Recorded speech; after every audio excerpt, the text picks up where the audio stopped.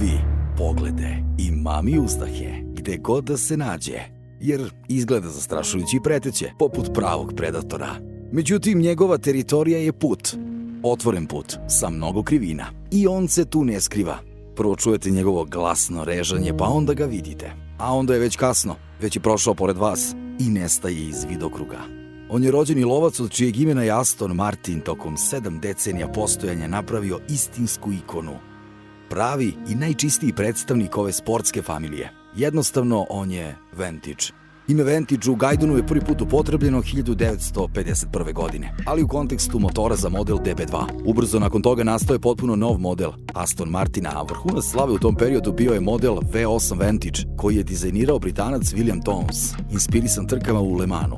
Od tada upotrebljavano je više puta kroz istoriju ovog proizvođača, mada uvek nekako uz one najviše sportski nastrojene automobile. Poslednji put korišćeno je u novembru 2017. kada je i predstavljena najnovija generacija koja je zamenila 12 godina star sportski dvosed.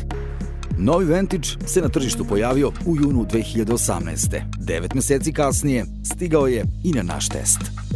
Vremenske prilike su skoro pa kao u Engleskoj. Promenljivo, povremeno kiša, i zelenilo je svuda oko nas, ali to i ne čudi. Nalazimo se u blizini zelenog pakla, odnosno Nürburgringa u Nemačkoj. I ovde sve pomalo miriše na benzin, ali i miriše na Aston Martin Vintage. A Aston Martin Vintage, on pomalo miriše na Mercedes. Zašto? Postoji više razloga za to. Kada bi se okrenuli u istoriju 7 decenija unazad, Aston Martin nije bio vlasnik marke Vintage. Bila je samostalna, a onda je uzeo pod svoje. Odnedavno, od 2017. ovaj automobil je na tržištu. Sada je restilizovan i ovaj Predator izgleda mnogo bolje. Ali dosta tome je doprineo i V8 twin turbo motor od 510 konjskih snaga sa 4 litre zapremine, koji je poreklom iz Mercedesa. Infotainment sistem je takođe iz Mercedesa i dosta toga ima što je od Mercedesa, ali ovo je ipak Aston Martin Vintage. Idemo da vidimo koliko je on svoj.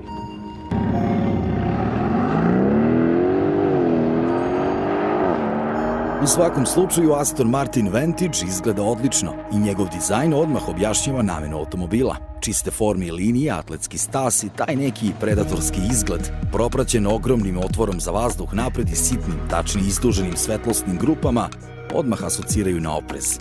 Deluju kao lice neke zveri, a zapravo su inspirisani modelom Aston Martin Vulcan. Pa onda ti minimalni prepusti ispred i iza točkova od 20 cola napred i nazad, te mišićevi bokovi, niska silueta, sve to upućuje na izrazito sportski karakter vozila. I na kraju nove svetlosne grupe pozadi koje su praktično spojene, te daju dodatnu dramatiku stavljajući prepoznatljiv potpis, odnosno jasno upućuju na to iz koje familije potiče vintage. Kada se otvore vrata, priča o dinamičnom dizajnu se nastavlja doduše na jedan specifičan način i uz onaj osjećaj težavu. Prosto padate u kožne kadice koje odlično obuhvataju telo. Da, sedi se nisko, 10 mm niže nego ranije, no što drugo možete da očekujete od jednog takvog sportskog automobila. Veći komfor? Pa nije potrebno, jer ta sedišta su veoma udobna, dok ostatak interijera je obložen alkantarom i ostavlja baš dobar utisak. Možda čak ima i previše tih nekih ugaonih formi, pogotovo kada pogledate upravljač i njegov oblik. A sama armaturna tabla je okej, s tim što ćete odmah primetiti da vam tu nedostaje ručica menjača. Naravno, i ona je tu, ali skrivena u vidu PRNT komandi na centralnom grebenu, postavljenih opet u neku trouglastu formaciju, u čijem temenu se nalazi ono najvažnije, dugme za startovanje motora.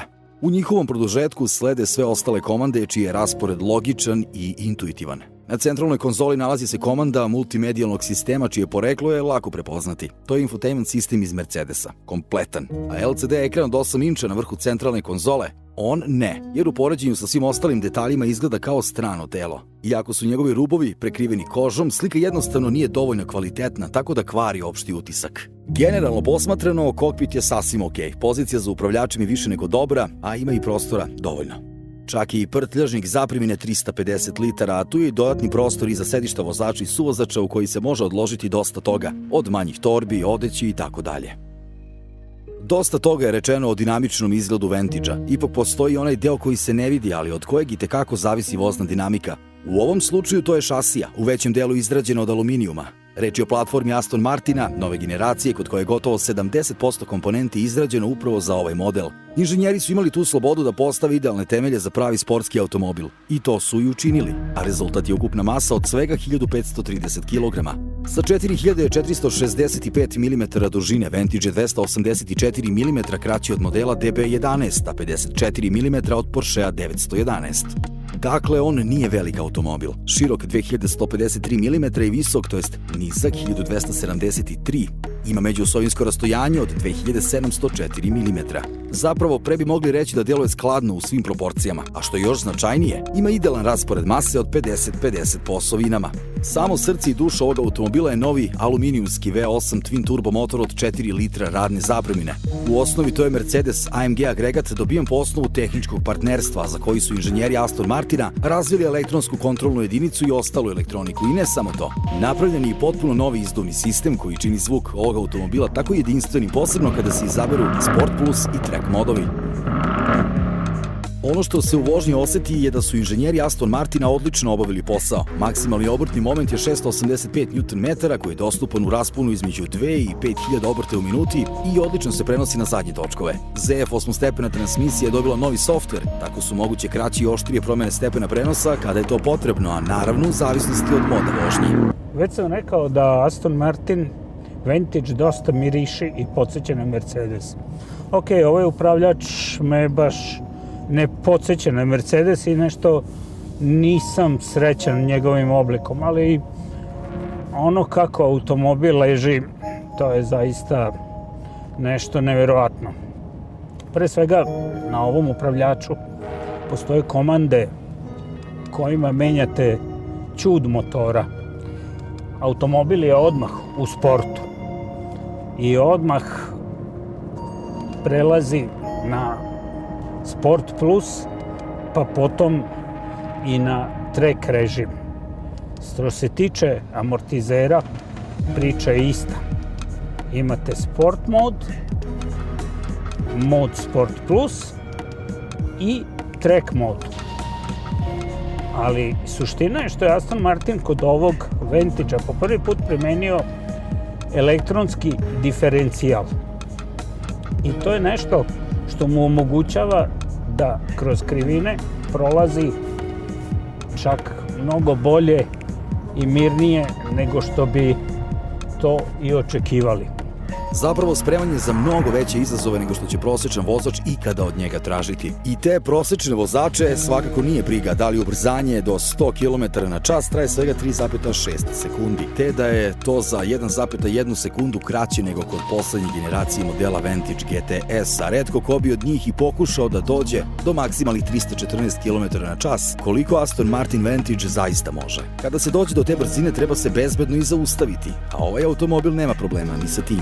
Šestoklipne kočijene čeljusti grizu samo ventilirajuće diskove od 400 mm napred, dok nazad to diskovima od 360 mm čine četvoroklipne. A nekome možda nije toliko važno to što ovaj Aston Martin ima gotovo sve savremene bezbednosne kao i sisteme asistencije vozaču, te poduži spisak dodatne opreme koji ga čini još luksuznijim i komfornijim. Konačno, svako ko ima svoje prioritete, pogotovo ako je spreman da izdvoji 154.000 evra koliko iznosi početna cena Vantage-a u Nemačkoj, inače testirani model košta 192.210 evra. Bilo kako bilo, jedno je sigurno. Vantage je pravi rasni sportski automobil namenjen istinskim ljubiteljima vožnje. I on je predator na 4 točka, odnosno rođeni lovac, sa kojim nema šale.